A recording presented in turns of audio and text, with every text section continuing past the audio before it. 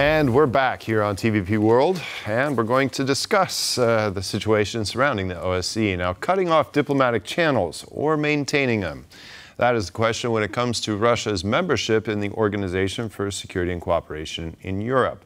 Now, since the beginning of the war in Ukraine, Kyiv has been demanding the exclusion of Russia from the OSCE.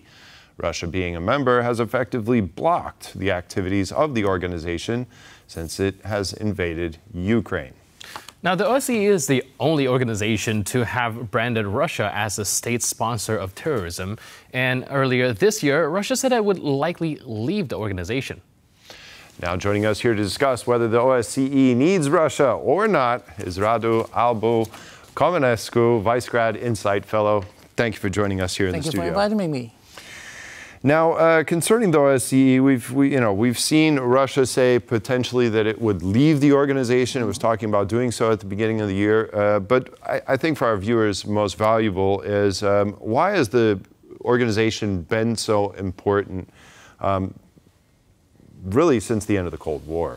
Because it was the first big platform of communication, negotiation, and legitimate reunion between the main actors of the Cold War. You would have the United States, you would have the Soviet Union. This is why we have such a large number of states being members of the organization. And then, if we go back to, I think, 1991, was it James Baker who said, who spoke about that Europe from San Francisco and Vancouver to Vladivostok. It was the most comprehensive formula, bringing in everybody that was concerned about the situation in Europe, keeping in mind that Europe was divided for a long period, and then you would have the post-division reconstruction, reconnection, which was essential. Is it essential now? That is the question, because as we can see, Russia is not only pushing the limits of diplomacy, but refusing diplomacy in the end. But let's focus a bit on the narrative of Russia. I'm going to leave this institution. If they really wanted to leave, they would have done it by now. So what they want to stress is, I'm such a powerful actor that without me, the organization would be dysfunctional. Right. I think that Romanian diplomacy, by refusing to accept their delegation to attend the parliamentary assembly in Romania, is actually sending a message: this is how we would work without you. Mm-hmm. So it is finally giving Russians the medicine they try to offer others. And this is a signal that Moscow should pick, but I'm not sure they are going to pick the right version of it, because the Romanian-Russian relations are not at their best. They never really were at their best, at least in the 20th century. Moscow might find this as sort of, I don't know, disrespectful behavior coming from Romania. And I insist on the word disrespectful because a few years ago, when Romania was trying to negotiate, let's say, a new partnership, a new dialogue, actually, with Russia because of the Black Sea partnership, Russia said that we should be careful not to be disrespectful of Russian interests. The thing is, how can we know which is the definition of respect when Moscow can invoke any time feeling disrespected? So this is finally something that should put them in a corner and make them think about their choices. Well, and if we look back at the last summit, they really wanted to attend, right, when it was in Tirana, and they did attend. Because Bulgaria extended them the right to transit. Yes. They want to be seen in the world, and I think, I think this seems like a rather prudent decision on the behalf of Romania.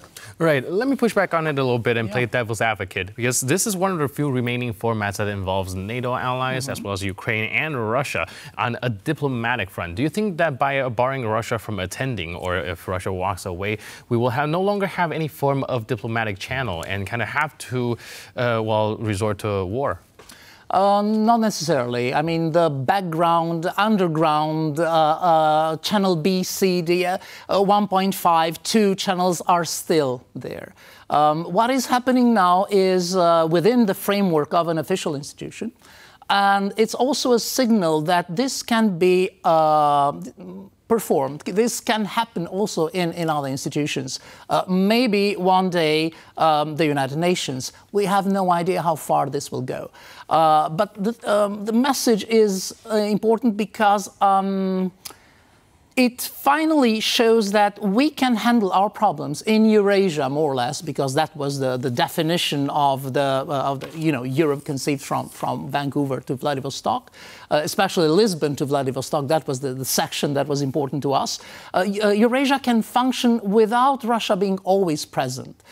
Russia may also take notes, and they will certainly follow what's happening. It is not a definitive exclusion. They are being excluded now. But of course, next reunion, they may come back. They may be invited, or inertia may make it in ways that they are present again. So it's always with diplomacy, it's complicated. What is important is the substance of the message that's being sent. Now, in terms of performance and intent that we've seen from Russia, I mean, since the full-scale invasion of Ukraine, it's repeatedly blocked the budget, although it cites paying into the budget. I remember being at one of the meetings last year in Warsaw, and essentially all the delegates were pretty fed up with the antics of the Russian and Belarusian delegations, I might add. But in terms of the wider organization, are those the two biggest thorns in the heel of the OSCE, Russia and Belarus? For the moment, yes. Because they're also, let's say, passive-aggressive in this moment, when not overtly aggressive.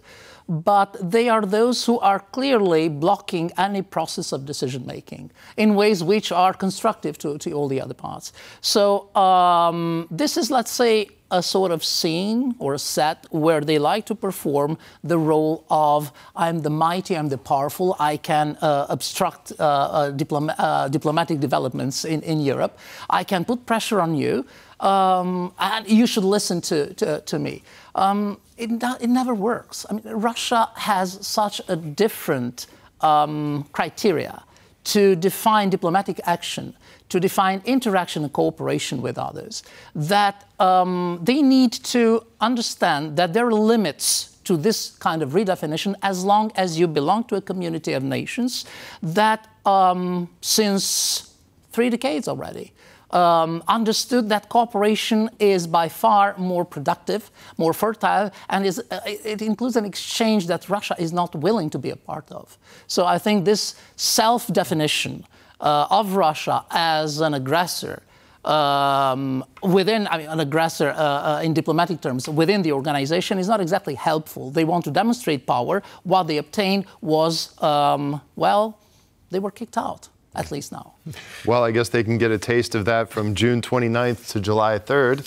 Very much so. And with that, we're concluding this part of our interview. Thank you so much for bringing us and giving us your input and insight. Appreciate it. Thank you. Thank you.